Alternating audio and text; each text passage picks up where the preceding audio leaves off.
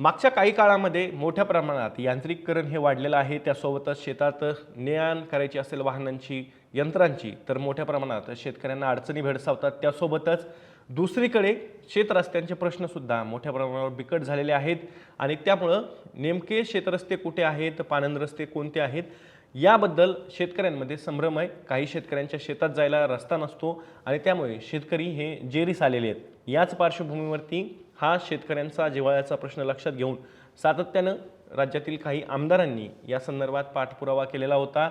औशाचे आमदार अभिमन्यू पवार यांनीही या संदर्भात सातत्यानं मागणी ही राज्य सरकारकडे केलेली होती आणि या प्रश्नाचा पाठपुरावा सुद्धा केलेला होता. आता याच योजनेसाठी राज्य सरकारनं स्वतंत्र लेखाशीर्ष तयार करण्यात येणार असल्याचं सुद्धा या शासन निर्णयात स्पष्ट केलेलं आहे आणि त्यामुळे या योजनेसाठी अर्थसंकल्पात स्वतंत्र निधीची तरतूद केली जाणार असल्याचंही स्पष्ट झालंय.